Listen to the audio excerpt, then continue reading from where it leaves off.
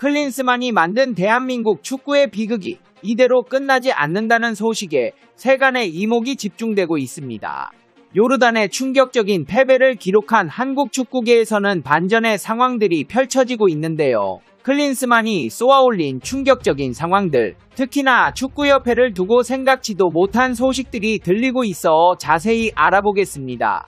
우승 후보로 손꼽혔던 한국 축구가 2023 아시아 축구연맹 아시안컵 4강에서 한 수 아래로 평가되는 요르단에 완패하며 탈락하자 외신들도 한국 축구의 굴욕을 언급하며 비판의 목소리를 냈습니다. 한국의 패배는 외신들에게도 다소 충격적인 결과였습니다. 64년 만에 우승을 외치며 아시안컵에 나선 태극전사들이 국제축구연맹 랭킹 87위인 요르단을 상대로 유효 슈팅 제로를 기록했다는 것이 믿기지 않는다는 반응과 클린스만 감독이었기 때문에 당연한 결과였다. 두 가지로 나뉘고 있는 상황인데요. 미국의 유력 스포츠 매체 디애슬레틱은 한국이 요르단에 패하고 난 뒤 클린스만호의 좀비 축구가 아시안컵에서 요르단에 패하는 굴욕을 당했다고 전했습니다. 이 매체는 이미 대한민국의 한계점에 대해 예리하게 지적을 했습니다. 클린스만이라는 감독을 가지고 무슨 축구를 하고 싶었냐는 것입니다. 기사를 살펴보자면 한국은 대회 내내 설득력이 없었다. 뛰어난 스타 플레이어들이 만들어낸 천재적인 상황에 의존했지만 일관적인 전술 계획은 부족해 보였다. 결국 피파 랭킹 87위인 요르단을 상대로 아주 형편없는 경기를 펼치고 말았다. 클린스만 감독의 경력은 2006년 월드컵에서 40세의 신선한 얼굴로 독일을 준결승까지 진출시킨 이후 급락해왔다. 이후 2016년에는 월드컵 예선에서 부진의 미국 대표팀을 떠났고 독일 헤르타 베를린에서 10주 정도 지휘했다며 클린스만이 사령탑으로서 아쉬웠던 최근 이력을 조명했습니다. AP통신 또한 한국의 4강 탈락에 대해 집중 조명하며 클린스만 감독은 물론 한국 대표팀은 준결승에 이를 때까지 경기력에 비판받아왔다. 클린스만 감독의 전술은 의문이 됐고 손흥민을 비롯해 재능이 뛰어난 선수로 꾸려진 한국 대표팀은 더 많은 것을 해냈어야 한다는 인상을 남겼다고 전했습니다. 이번 알라이안 대참사는 그대로 한국 축구의 랭킹 수직 낙하로 이어졌는데요. 이날 패배로 한국의 이에로 랭킹은 수직 낙하했습니다. 이에로 랭킹이란 경기에 대한 예측 능력을 나타내는 지표이며 피파 랭킹과는 다르지만 피파 랭킹도 이에로 랭킹을 기반으로 하기 때문에 피파 랭킹 또한 떨어지는 것은 당연한 일입니다.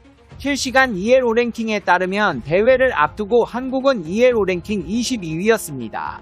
하지만 대회를 치를수록 점차 추락했는데요. 조별리그가 끝난 뒤 28위를 기록했고 사우디, 호주전 이후 31위까지 내려갔습니다. 요르단전 패배로 수직 낙하했고 결국 한국은 이해로 랭킹 36위까지 추락하게 됐습니다.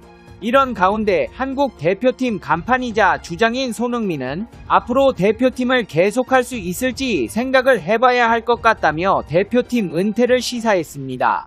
경기 후 손흥민은 너무 속상해서 뭐라고 말해야 할지 모르겠다. 분명히 부족했다.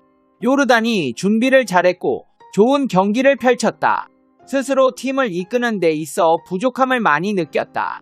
선수들의 노력에도 원하는 결과를 가져오지 못해서 팬분들에게도 죄송하다. 주장으로 하루도 빠짐없이 최선을 다한 것은 사실이다. 질책을 받으면 내가 받아야 된다고 생각한다. 내가 팀을 끌고 나가는 모습이 부족해서 여기서 무너졌다. 너무 죄송하고 더 큰 책임감을 갖고 국민들이 자랑스러워할 수 있는 선수가 되도록 노력하겠다고 했습니다. 사실 손흥민 선수가 무슨 잘못이 있습니까? 손흥민 선수는 누구보다 최선을 다해 대회에 임했고 실제로 엄청난 플레이로 대한민국 국민들에게 큰 감동을 주었습니다. 하지만 클린스만 감독의 경우 이야기가 다릅니다.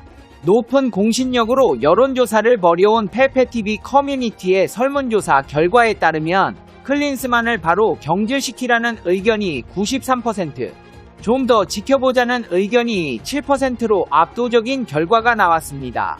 이같이 압도적인 수치는 보기 드문 결과로 클린스만이 얼마나 여론이 안 좋은지 알 수 있는 대목입니다.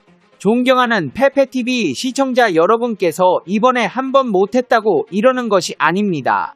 그동안 클린스만은 벤투가 공들여 만든 빌드업 축구를 버리고 해저 축구라는 신개념 축구로 대한민국 축구팬들의 속을 뒤집어 놨습니다. 또한 연이은 근무 태만과 기행 논란을 벌이며 한국 대표팀 사령탑 부임 이후 계약 당시 맺은 국내 상주 약속을 어기고 미국과 유럽을 오갔고 한국에서보다 해외에서 머문 시간이 훨씬 더 길었습니다. 이를 두고 원격 근무, 재택 근무라는 비판이 나오기도 했으며 현직 대표팀 감독임에도 미국 방송의 스포츠 관련 패널로 수시로 등장하여 해외 축구에 대한 논평을 늘어놓기도 했습니다. 논란이 커지자 그는 한국 기자들과의 화상 인터뷰에서 업무 방식의 차이일 뿐 대표팀 감독으로서의 역할은 충실히 수행하고 있다고 해명했지만 결과적으로 막대한 연봉을 받으면서도 출퇴근과 근무지, 근무시간, 부업 병행 등을 자기 멋대로 하겠다는 것부터 상식에 어긋난 발상입니다. 심지어 클린스만은 한국 언론과의 해명 인터뷰조차 비대면 온라인으로 진행했습니다. 모두가 클린스만의 개인적 편의에 치우친 결정으로 클린스만 감독을 바라보는 축구 팬들의 여론은 이미 한계점을 넘었습니다. 더 큰 문제는 클린스만 리스크가 이렇게 악화될 동안 그를 고용한 대한축구협회는 손을 놓고 있다는 의구심입니다. 근데 놀라운 일이 벌어지기 시작했습니다. 바로 대한민국 국민들의 여론이 대한축구협회를 정조준하면서 사퇴 요구를 하기 시작한 것입니다. 물론 한국 축구의 이번 대회 실패에는 여러 원인이 있지만 대한축구협회의 장인 정몽규 회장이 책임을 피할 수 없습니다. 정몽규 회장은 지난 2013년 대한축구협회 회장으로 취임했고 이후 잘된 부분도 있었지만 최근 들어 보여준 협회의 모습은 한심하기 짝이 없습니다. 특히나 2023년 승부조작범들을 사면하려 한 시도가 그 정점이었는데요. 실제로 이 사건으로 인해 대한축구협회 이사진들이 총사퇴하는 일이 벌어졌습니다. 그들은 협회의 승부조작 가담자 등 징계받은 축구인 100명을 사면 처리 및 철회 관련해 책임을 지고 사퇴의 뜻을 밝혔는데 이들은 사면 처리에 반대 의사를 밝히지 않았다는 이유로 질타를 받아왔습니다. 그러나 이들의 동시 사퇴를 두고 축구협회의 꼬리 자르기 아니냐는 비판도 나왔습니다. 왜냐하면 당시 대한축구협회장이었던 정몽규 회장은 행정에 공백이 생기면 안 된다는 이유로 홀로 남아 한국 축구를 망치고 있기 때문입니다. 그는 모든 상황에 책임이 있음에도 뻔뻔하게 대한축구협회 회장직을 유지하며 클린스만을 데려온 장본인입니다. 근데 놀라운 소식이 들려왔습니다.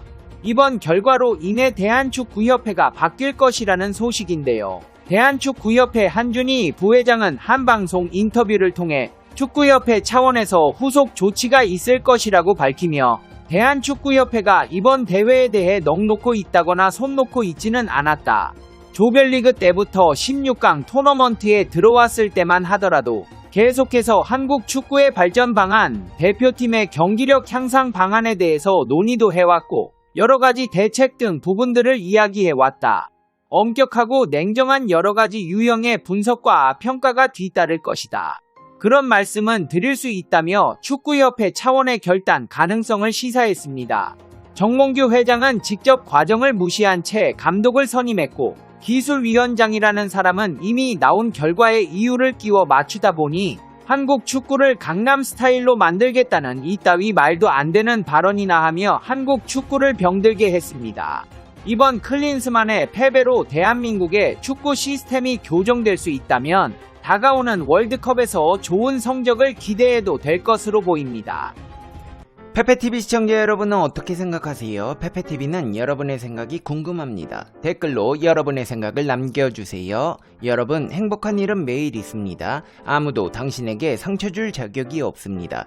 다른 사람들이 아무렇게나 던지는 말에 상처받지 말고 오늘도 세상에서 가장 소중한 당신에게 잘해주기로 약속해요. 가장 큰 성공은 행복한 당신입니다. 그럼 다음 영상에서 봬요. 안녕.